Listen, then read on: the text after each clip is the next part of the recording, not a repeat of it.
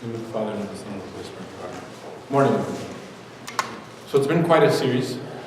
If you've been here and attended from the beginning, I think that this has been, personally, from what I've seen, a really impactful series. I think that it's really pushed us to go deeper into our spiritual lives in a very practical sense, and it's challenged us to do things that might have been new to us, that are really treasures in our church and have been treasures in our church for all of its history. So to recap for those who have not been around, our series called Everyday Monk. The idea of the series was that we come from a very monastic tradition, and there are treasures with the monastics that we, in our everyday life, can access and try to replicate some of the practices in our own way, so that we can not just say that the practices that the monks do are for the monastics only, but can be incorporated into our everyday life. What are these practices exactly? They're the practices of fasting, of solitude, of silence, and of prayer. So for monks or monastics, these are regular things. These are things that are part of the everyday existence of a monastic. And the issue that we found, that a lot of these things aren't incorporated into our daily life. And even though we aren't exactly monastics ourselves, we can incorporate, and the church already tells us to incorporate fasting and prayer and silence and solitude into our everyday life. Any questions on that? Any clarification? Cool. So today, we're talking about a bunch of different things.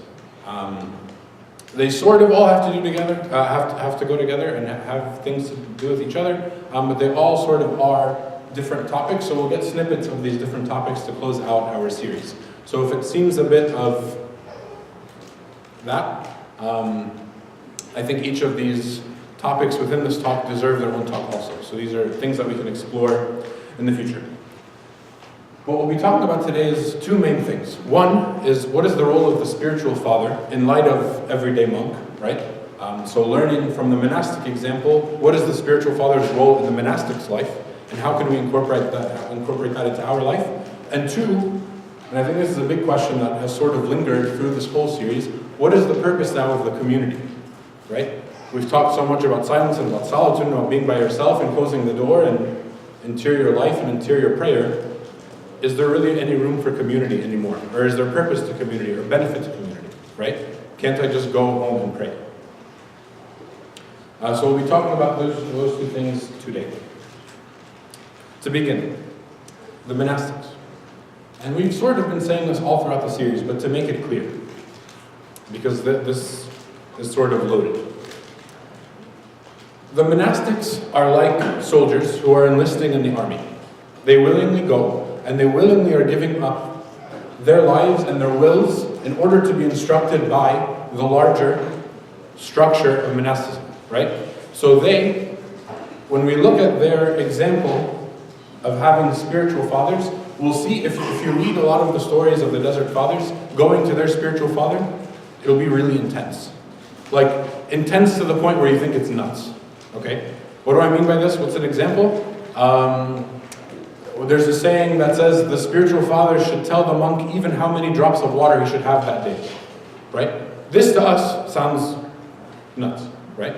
And we can't, in our everyday life, rely on the spiritual father this much. But what I want to make clear is that it's not nuts. It's that those who are monastics have chosen to live a life where they are soldiers. And soldiers, every part of their life is planned out for them for the greater good of their purpose. What is the greater good of their purpose? To win the war, to fight the battle, to represent the country, whatever. What is the greater purpose of the monk? Intentionally living every second with salvation in mind, right?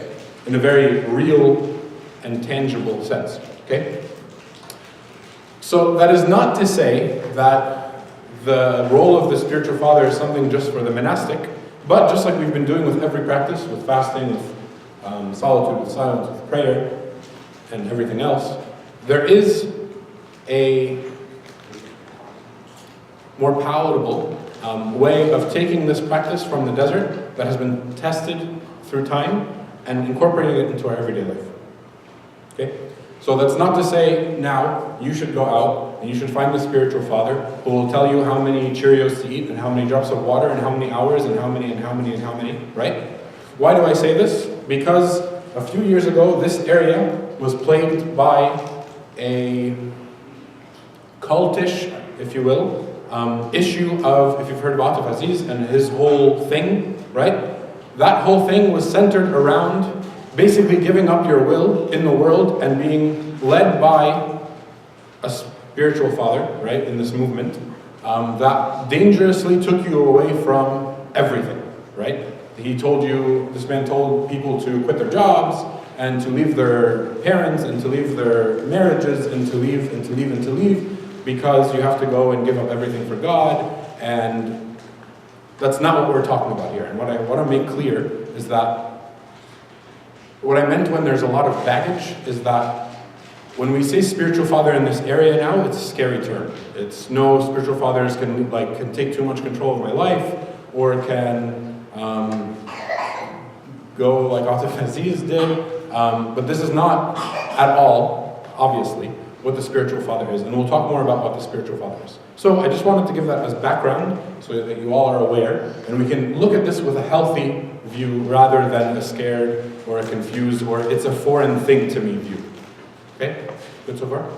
Good. So first we'll look at the monastic and his spiritual father. So there was no monastic in the desert without an elder, right? This word elder pops up a lot in the monastic writings, or the sayings of the monastics. They didn't really write much themselves. The role of the elder for the monk was several things, and I'll list them.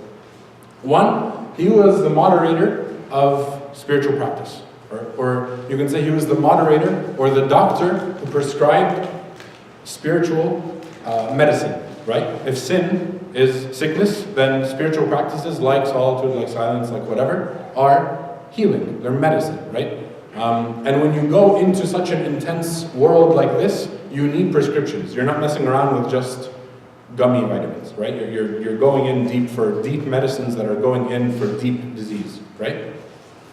And so the role of the spiritual father or the elder in the monastic circle was to be a person who would give the right recommendations, the right prescriptions for spiritual practices.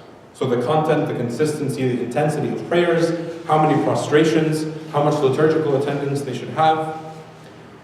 The spiritual father or the elder would approve a new monk or a newer monk, newer than him, if he should go out and live the life of a hermit, right? A hermit is someone who goes, or an anchorite, who goes and lives in complete solitude, which is different than just a regular monk who has his solitude but also lives in community. Because you read many times in the writings of the Desert Fathers that a monk will want to go off on his own because he wants to be a hermit, and that is the holiest life and whatever. And you would think that the spiritual father would encourage this, and more often than not, he will say, "You're not ready. Stay in the community for now, because it's more dangerous for you to go out in solitude now and experience this wonderful practice than it is for you to stay in the community." He would also discern how late the monk should keep vigil, how late they should stay up in their prayers, right? Because the monk who is overtaken by pride will want to stay up all night with tears and with hymns and psalms and whatever, and boast about his own spiritual strength. So the spiritual father, the place of the spiritual father was to discern this with him, or her, of course. The role of the spiritual father was also to diagnose disease, right? Spiritual disease. Dealing with the ego, with lustful thoughts, with pride, with thoughts of pride, right? Because what else are you going to encounter in the desert? There's not really much. It's either the self or lustful thoughts, right? Or the pride that I'm better than everybody else. The regular things, they're not so much out in the desert. These are the main things, if you read the writings of the desert, these are the main sins that people are dealing with. And so the role of the spiritual father was to sit with their younger, the elder would sit with the younger, and would help diagnose the sins, would help get to the bottom of things, and would help tease out from them the reality of what's going on in their hearts. Of course, they would be a discerner of general spiritual matters. And again, to quote the quote that I said earlier, the spiritual father should know how many drops of water or should tell you how many drops of water you're drinking. To explain this more, this means that your spiritual father knows you in and out, right? Talk about an accountability partner. This is accountability to a good extreme, right? This is accountability to leaving it to someone who you trust and someone who is further along than you to tell you how to get to the end goal.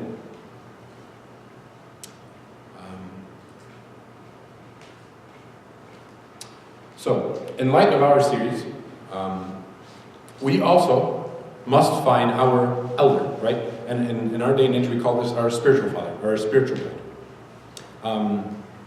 Which, again, does not necessarily mean that we, the everyday monk, are soldiers in the army. But we are inspired by their intentionality, their seriousness, their care in their work towards perfection, right? We look towards the monk and we see, or the monastics, and we see that they are striving for perfection in the same way that we are striving for perfection, right? And so we learn and we take tidbits from them, and we sort of learn the obstacle course that they might be running much faster, right? But it's the same obstacle course and the same goal at the end. We have to see that our goal is the same as them, which is to fight sin, right? Our goal in all of this is to fight sin. Why? What is sin? It's separation from God. Why is that the goal? Because our ultimate goal is union with God. If sin is separation from God, then our ultimate goal is union with God. And all of these things that the monastics do are medicines, like we said, to combat all of these separations. And they're all to bring unity and to bring reconciliation. Like we've been saying, all of the spiritual practice that we've been talking about in this series, prayer, fasting, solitude, silence, stillness, you can fill in more blanks, can be seen as medicines, as we've been talking about throughout this whole series, can be seen as medicines to the sicknesses of the soul. And I think, I personally saw this so much in our community groups this time around. Our community groups, I think, were places where people really, not just open up, but were able to fight through a lot of the hard questions that we asked. Like, why is it so hard to sit in solitude? Why is it so hard to deal with my silence? Why is my prayer life at an elementary level where I'm just asking for things and not going any deeper, right? I think community groups this time around did a great job of dealing with those questions really well.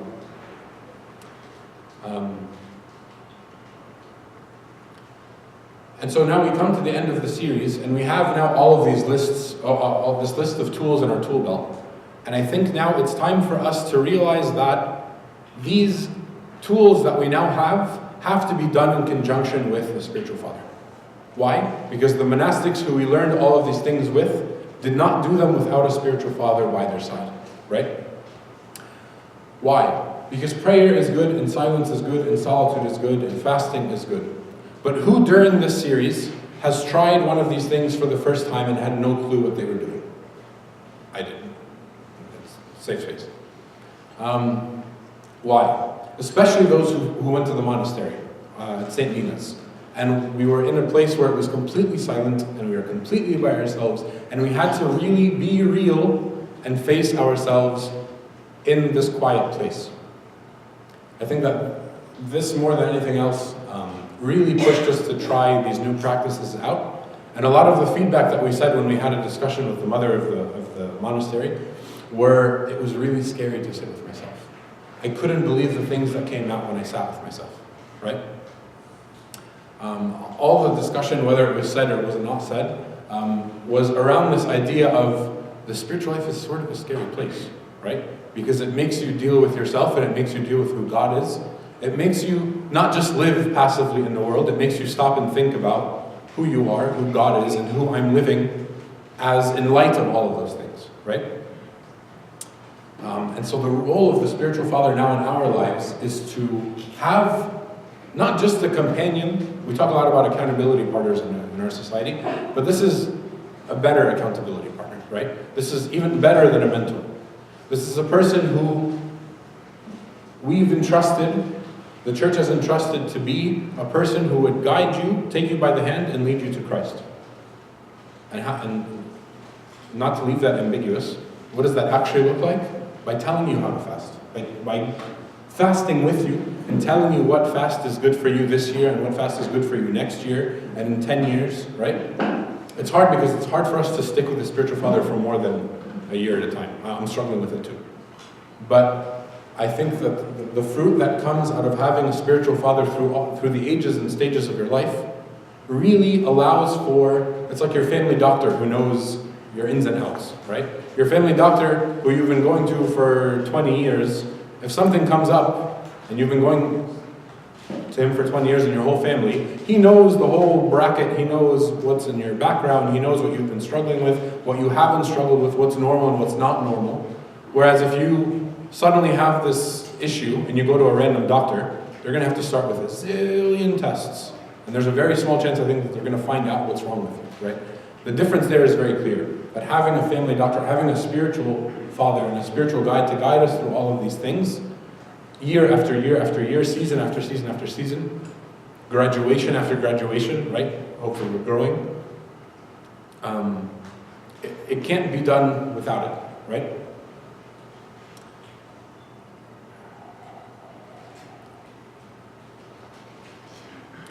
And I think that a lot of us sort of put spirituality in this one bubble or this box, and we access it when we need and we don't, and we don't access it when we don't need.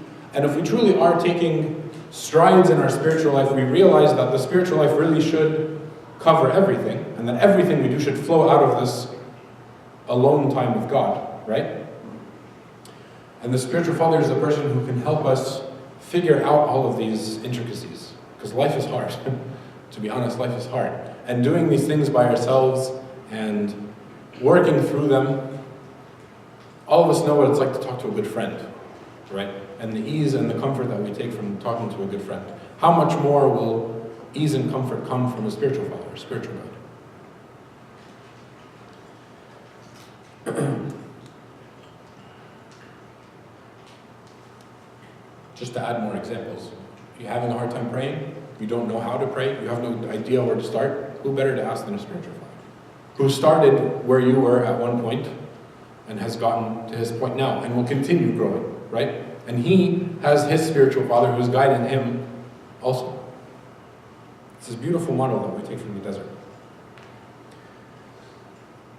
So I think that it's safe to say that the spiritual father is an essential part of being an everyday monk. Why? Because it's an essential part of being an actual monk. It's an essential part of taking our Christian walk seriously. It's an essential part of being and living saved, right? If being saved is being reconciled to God, being in union with God, then, and all these practices are ways to get rid of sin or separation, then the spiritual father really is the best thing or the best tool for the job. Any questions on the spiritual father as of now? Because we're going to shift topics a little bit. Okay. John? Just because you said you're going to switch topics, so you define what the spiritual father is not. Mm-hmm. But I'm still not very clear on like besides talking to a friend, or you said they're greater than a mentor. So what, how can we properly use a spiritual father? Good question. Just repeat the question just in case I didn't make it. How can we properly use a spiritual father? We've defined what a spiritual father is not. What exactly is a spiritual father? A spiritual father, for me, I see him as, John, you might have a buddy like, he was here earlier, John Siddle. And everybody could tell him that I quoted him in the talk. John Siddle. He knows the ins and outs of working out, right? He's really good at it. He gives a lot of his time to it. But it's not what he does professionally. It's not something that he's studied or he's dedicated himself to that extent, right? And so the spiritual father can always be seen as like a personal trainer. We might have friends who are healthy. We might have friends who are really healthy, right? And might dedicate themselves. But the spiritual father is like the person who's been certified by the board of whatever personal trainer, I'm making it up now, but has been certified to be this person who can lead us because he knows the ins and outs. He knows he can sort of foresee something coming. He can pinpoint why you hurt that muscle. He can pinpoint why you're not growing in this area, right? So the spiritual father in our reality is the person who can see the trend of our sin, where it's going. He can see the trend of our growth. He can see the trend of our not growth. And this is all before we talk about the even more important role of the spiritual father, which is confession. It's coming. Yes? Mike? So, what do you tell the person who tell you, I could not find a good spiritual father? This is a common thing to say. Yeah. I could not find anyone. Don't have anyone. I could not find anyone that is worth enough for me to go to them. I would give two answers. And they're both really typical, but I think they're not really followed very regularly. Okay. One, I think we worry about having a spiritual father, and we don't pray about having a spiritual father. I think that sometimes we mesh the world of worry and the world of prayer as if they're one thing, so we spend a ton of time worrying about this thing, and people ask, are we praying about it? And we say, yeah, we're praying about it, right? When in reality, we're not standing in front of the throne of God and saying, this is really what I want, right? At least for me. I spend a lot of time worrying about a matter than praying about a matter. And so I think the first thing is to sincerely pray, and pray more than one day, and pray more than 2 days, and pray more than 3 days, right? And pray more than 1 week, and pray more than 1 month. That we see our prayer as this constant thing where we are coming to the throne of God and bringing our hearts, right? We talked about interior prayer in this series.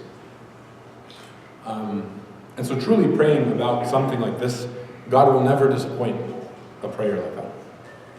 Even if it takes a while, even if it's hard, the intention of the prayer being there is, I think, just as important as having the spiritual father, right? Having that want in your heart for a spiritual father and living in light of that want will guide you enough until you have that one.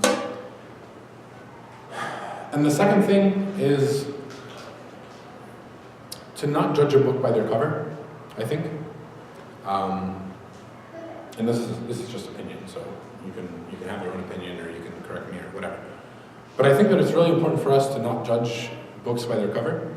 I think a lot of people already have a made up, or like an already decided opinion about whatever spiritual father. So if you're really young, oh, he's too old, and he's fob, and he's whatever. Or you're on the older side, and oh, he's too young, he can never, whatever. Or he's, and I'm this, and he. And I think we go into this war with already answers made up, and we sort of close off every gate, and we say, well, there's nothing here for me, I guess I'll just have to deal, right? And like,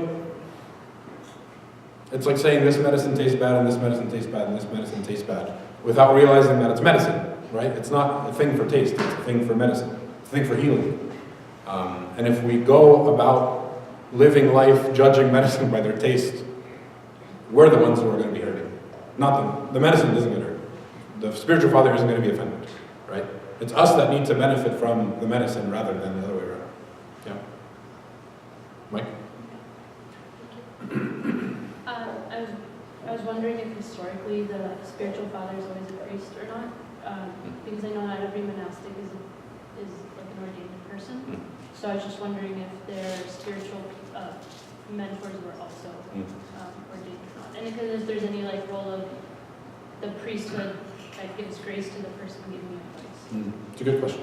So if you didn't hear the question, what role does ordination have with the spiritual father, right? Do they need to be an ordained person? Do they need to be a priest or a presbyter? Or can they just be a monk? Because monks aren't priests, right? Monks aren't ordained to the priesthood. They can't celebrate liturgy the same way priests can. Some monks are ordained priests. Historically, when the monastic movements first started, it was sort of seen as something outside of the clergy. right? There were no monks who were ordained priests. This was sort of a separate thing. Not in a bad way. It was just sort of, that was the model, right? Anthony went out into the desert, he became Saint Anthony, and he had other followers, and this was just monastic communities, and they would have their elders in those communities, which didn't necessarily mean they would be priests. Eventually, the church started ordaining the priests and started incorporating them into the hierarchical life, and eventually they became bishops, and eventually our bishops only came from monks, right? So it progressed over time. But they would, historically, before a priesthood entered into the monastic orders, they would need a priest to come and celebrate liturgy, to give absolution, to do all of that stuff. What is the common practice? Common practice is that your spiritual father is a priest already, because he can sort of do all of those things at once. There are some people who live closer to monasteries who have spiritual guides, and I say guides because they're monastics and not ordained, and whether that be a mother or a father, right, a nun or a monk, they have those, and then they go to confession with their regular parish priest, just to receive the absolution. I hope that answers your question. Thank you. Any other questions? Okay. So, Sarah. What about here, someone was like a full-time servant? Could they also be someone who's dedicated themselves to, like, because you gave the example of, that like the priest is like the professional, basically is what you're saying, as opposed to somebody who's like really, I like the athletic example is like a good illustration. What if, is that something that, might come back, might be like something that we see more?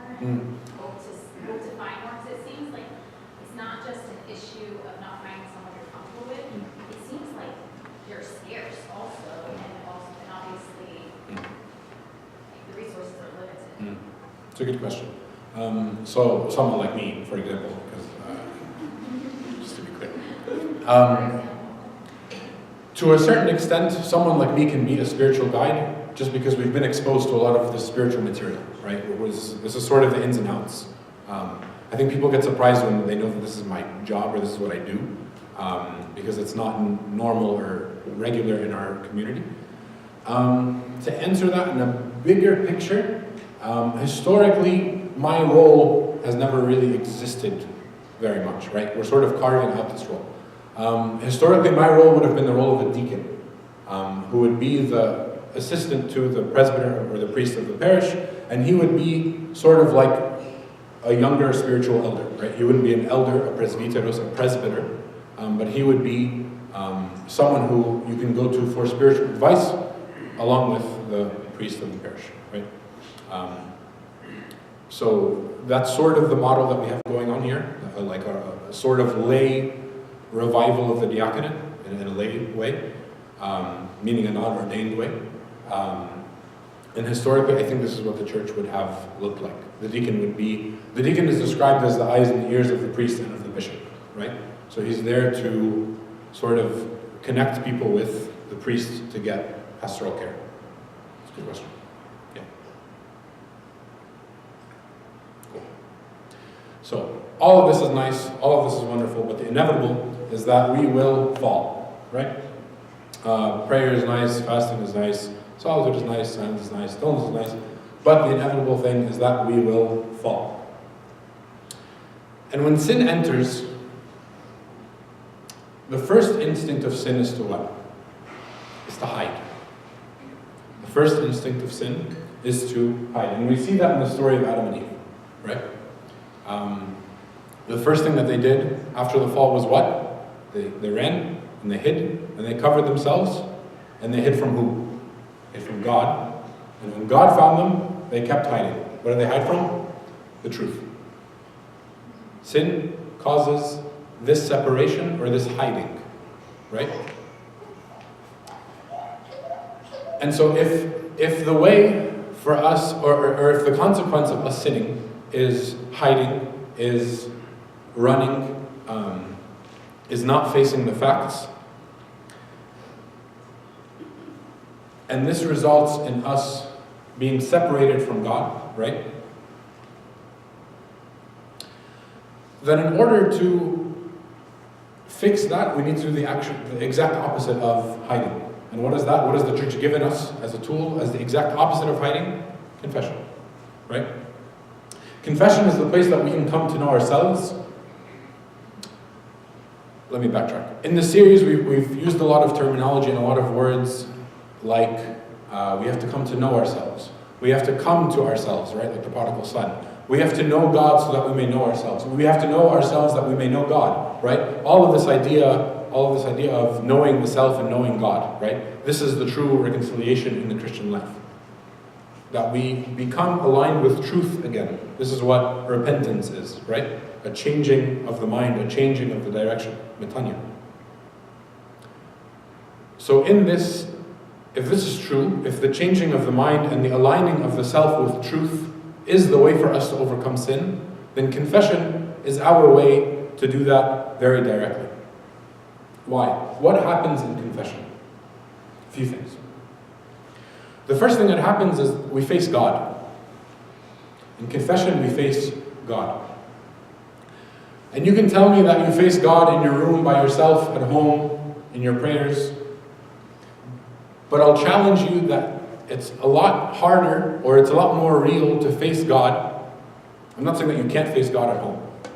But you're facing God to a much bigger degree in His home, in front of His steward that He has given, right? The church has given us this Father and has trusted Him as a spiritual mentor.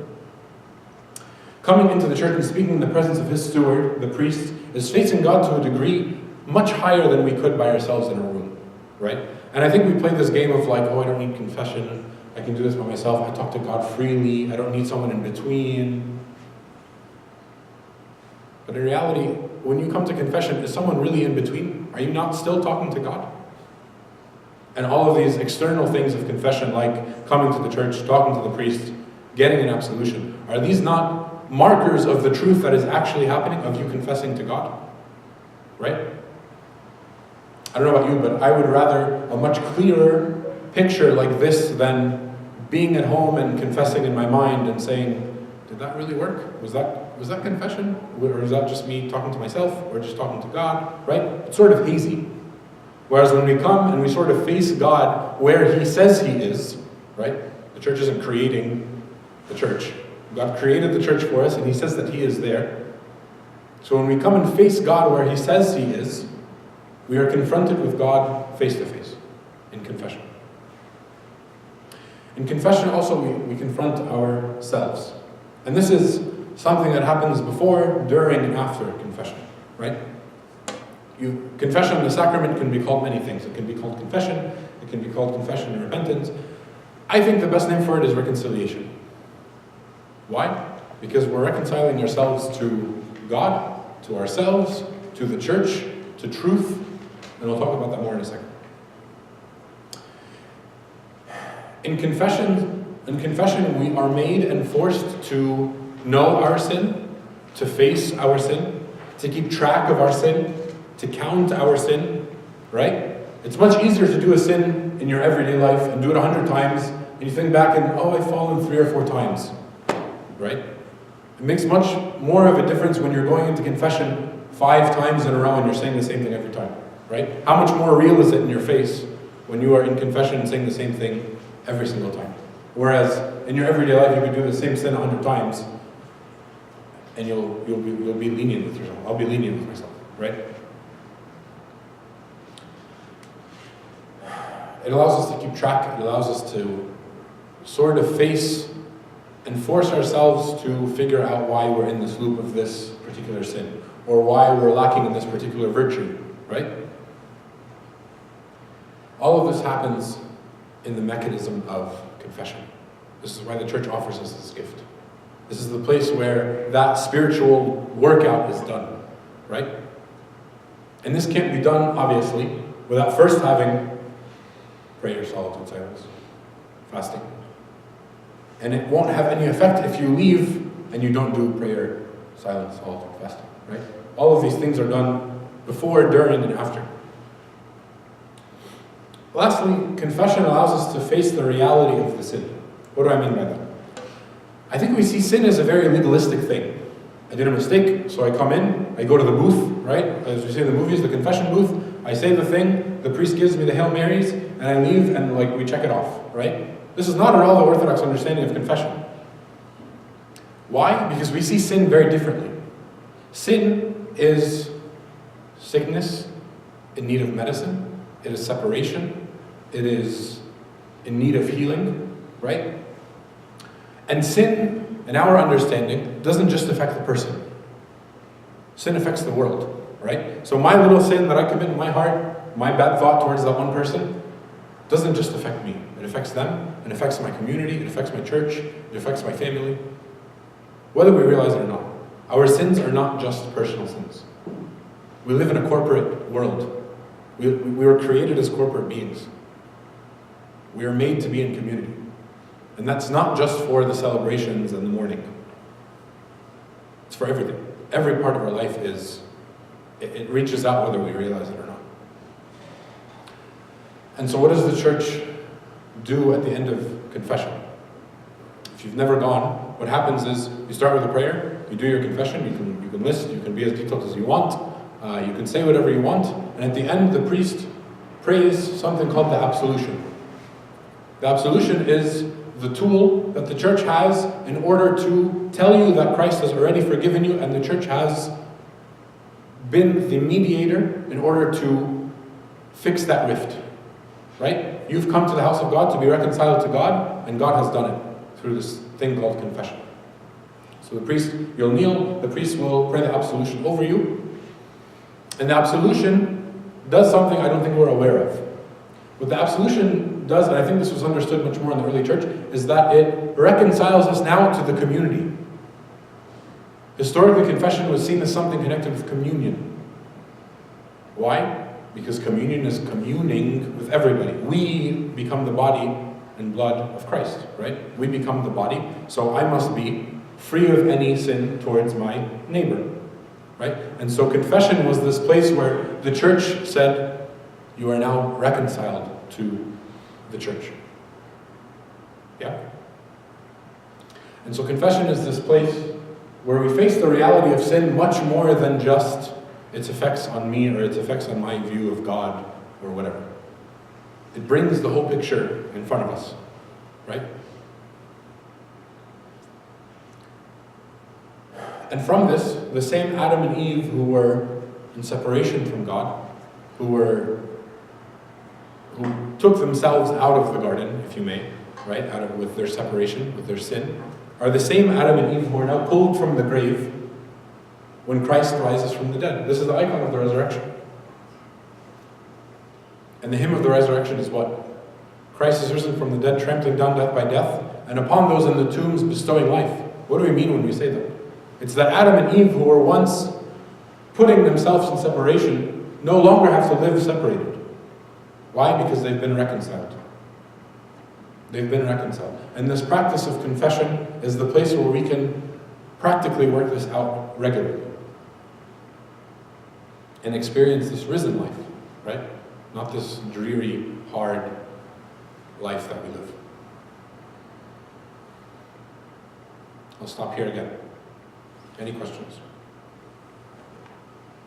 And again, I know these are really swift looks at really big topics, like having a spiritual father, like confession, like the next topic.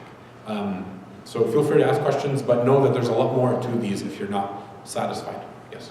I know in the early church, like, the prayer of reconciliation during the liturgy was actually a reconciliation between people who needed to be reconciled before they received communion, and there were like public confessions before that, and so people knew what was happening in their community, and relationships were kind of a lot more public and transparent. What's a way that our current community, which is a lot more, passive aggressive, there's conflict, and a lot more secret because of, suburban capitalist America, how can we kind of like publicize our reconciliation and our confession and like make our mistakes like visible but reconciliatory and forgiven? It's funny, because every Sunday we give the kiss of peace. And I doubt anyone ever thinks about what the kiss of peace is. We just do this, and we do this, and we do this to everybody. And we don't realize that this historically is the point when the public confession would happen, I'm pretty sure, and the priest would give the absolution to the community. Again, because confession is seen as something that is not just for the person, but for the community, right? It's a great question. I don't know, I think it starts with just living more intentionally and authentically, just individually. And I'll actually get to sort of this in the next point. I think I'll get to it. I don't think it'll answer completely because it's a huge question. It's a great question, but I think that I'll allude to it in the next part, if that's okay. Any other questions? Great question. Yes, sir. The meaning of sin is very, very wide. If you say to your brother, you are foolish, you are stupid, it's a sin. Who doesn't do this? And nobody. And God tells us that you have to forgive, not 17. That's why God has to forgive us. At the last of the day, how many words we said? We said all day. And you even didn't remember. That's why God died for us. He didn't die. Yeah. He did for us for our sins. Now we are saved. We can't all the time, I have sinned, save me. We are saved. I think so. But yes, but I think to leave it on Christ and not to take responsibility for ourselves is sort of naive of us. And I think that the motion of going through confession isn't to try to make us earn our salvation. That's not at all what's happening. It's that how can we earn salvation? And if salvation is being in union with God, how can we earn salvation if we are not coming to terms with who God is and who I am? Right? And this is the function of confession. That I'm coming and saying, I did this. Why did I do this? Why did I do this? Right? Because the Christian life is transformation. The Christian life is growth. Right? It's going from stage to stage and not being where I was a year, 5, 10 years ago now, right? It's this idea of struggle and of growth. And confession is the tool to measure that, right? It's not to say, my community built a gym. I am now fit. What? Right? Yes, Jesus died. Yes, he bought us the equipment to get fit. That doesn't at all mean that I am now fit, right? Coming to the cross and experiencing the fellowship of the cross and rising with him, that is the mechanism of salvation. Not saying, Jesus did that over there. Yes, they built the gym in Laurel. Now I'm now healthy. Those are two different things, right?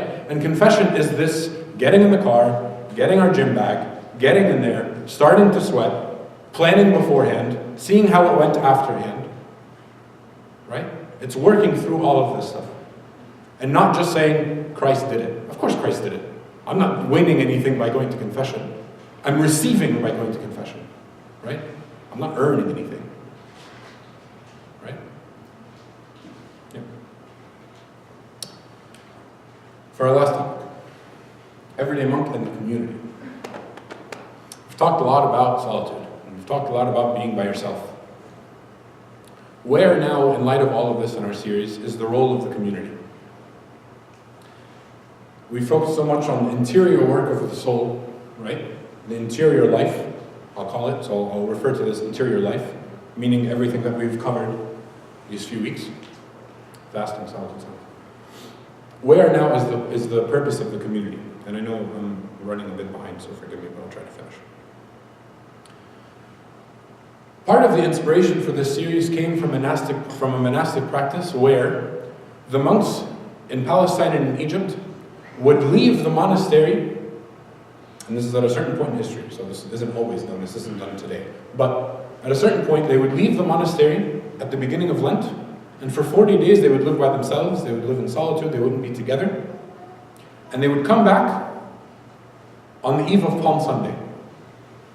They would come back on the eve of Palm Sunday, having had 40 days of silence, 40 days of working through who they are, 40 days of finding God, 40 days of prayer, 40 days of not prayer and just being in silence in the presence of God.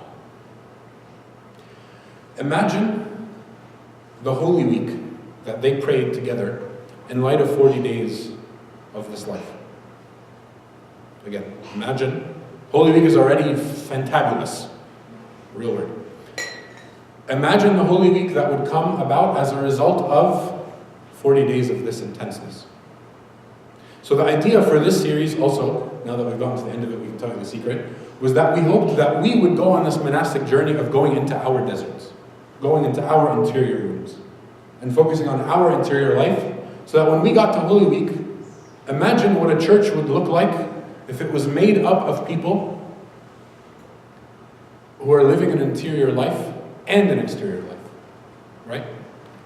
Imagine what this church could look like, and maybe we can see the benefits of this series now. What does this community look like now in light of having had 40 days of fasting, solitude, silence, prayer?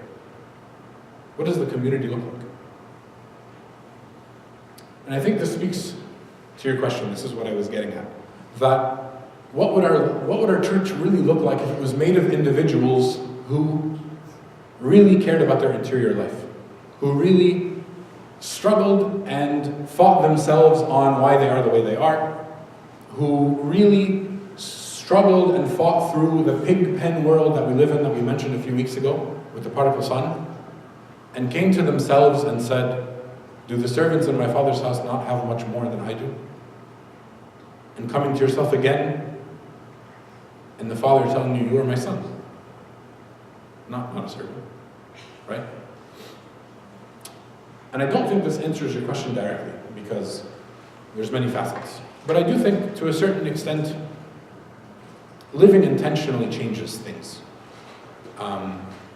And living intentionally in groups, like us being a parish who is committed to living this life always, not just during Lent or not just during the series, and having been through the series, now we understand what the role of silence, solitude, prayer, fasting, confession, having a spiritual father is, right?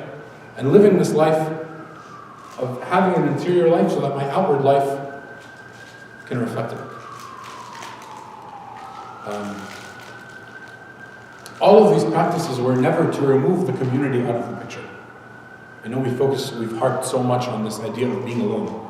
But the idea was never to remove community. The idea was to inspire us to think about what community is supposed to look like when it comes out of solitude, when it comes out of silence, when it comes out of prayer. Right? This is what true community looks like. Koinonia, fellowship. Right? This is what fellowship is. When we all come passing through Christ in our interior room, or our interior life, and come together to be his body. Right? How much more will the body of Christ look like the body of Christ? And again, this is a giant topic. And this is not what is the role of the church, right? Because that's sort of a separate conversation. This is what is the role of community, which are sort of the same but sort of different. So I just want to make that clear also. I'm not speaking towards the role of the church. This is a different topic. And in light of everything that we've said, if all of these things are so that we can learn to gain the fruits of the Spirit, what fruit of the Spirit? We'll take patience, for example. How is patience gained outside of a community? Patience is gained when you're in a community of people working through and getting patient. And how is patience gained if you're in a community, but you're not having solitude, silence, prayer, fasting, spiritual guidance? The two have to go together. If our hope is acquisition of the virtues, if our goal is to be led by the Holy Spirit, to be images of Christ, to be Christians, little Christs, then how can we separate the interior from the exterior, right? The church, or the community, better, is the place where we can work that out, and the interior is the place where we will work that out. And the church is where we will work that, right? It just goes back and forth. So in light of all of this, is there room for community? It's not even, it's a wrong question. It's a bad question. It's, you can't have this and not have community. They go together, right? Because if we're taking all of our advice this series from the monastics, they came back, right? They didn't go out for the 40 days and never come back. They came back. They saw a purpose and a value to coming back after the 40 days of being alone. And they saw a purpose when the next year had come to going out and being by themselves. I hope this series has helped us to construct a more structured interior life, where we care to know ourselves more and know God in light of that. I think that the practices that have been shared, and many more practices that weren't shared that the church offers us always, are how we get closer to God. Right? We pray this ambiguous prayer of, I want to be closer to God. How? Here's a roadmap. Here's the roadmap. Right? Any last questions?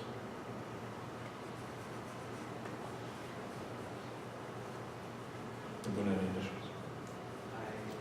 I just want to speak to one point regarding a question that I think came earlier.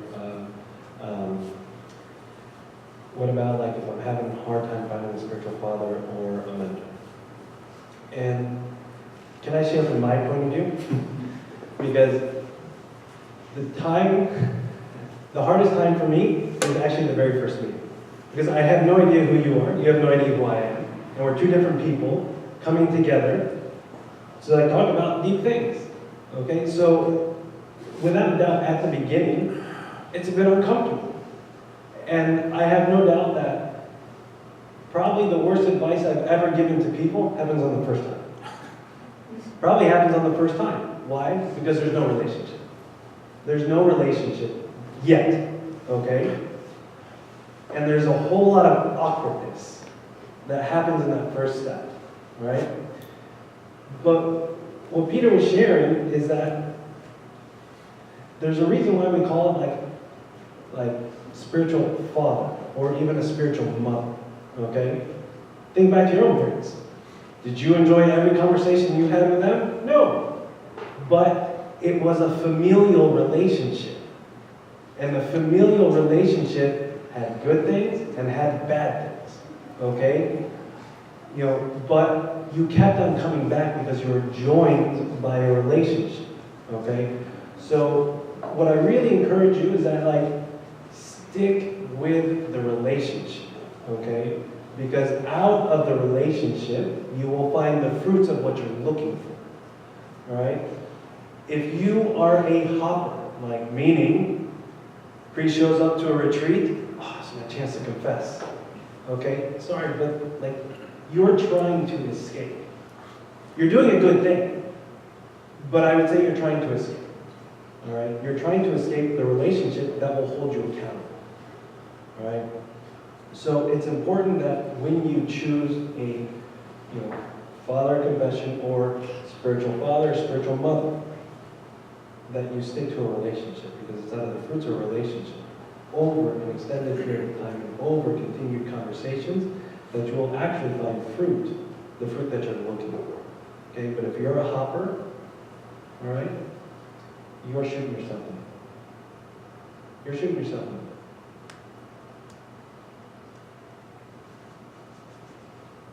That's all I want to say. Any other questions?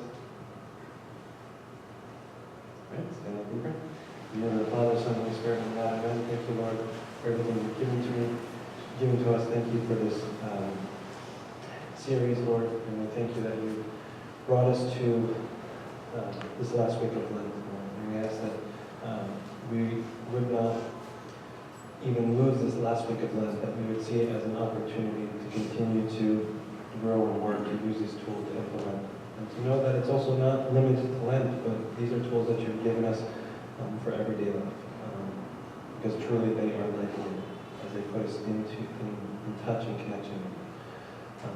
Keep us safe this week. Allow us to come together on Friday and to celebrate your liturgy as a community, to take the blessing of the unction of the sick, Lord. And truly, because we are all sinners, we are all sick, and we're all weak. Through the intercessions of all your saints who have vision from the beginning, here's as we say, Our Father, who art in heaven, hallowed be thy name. Thy kingdom come, thy will be done, on earth as it is in heaven. Give us this day our daily bread. Forgive us our trespasses, as we forgive those who trespass against us. Lead us not into temptation, but deliver us from evil. In Christ you suffer, for that is the kingdom, the power. Now the love of God, the Father, and the grace of His only begotten, our Lord God and Savior Jesus Christ, and His Holy Spirit, be with you all here in peace, and Lord, here in peace. See you on Friday.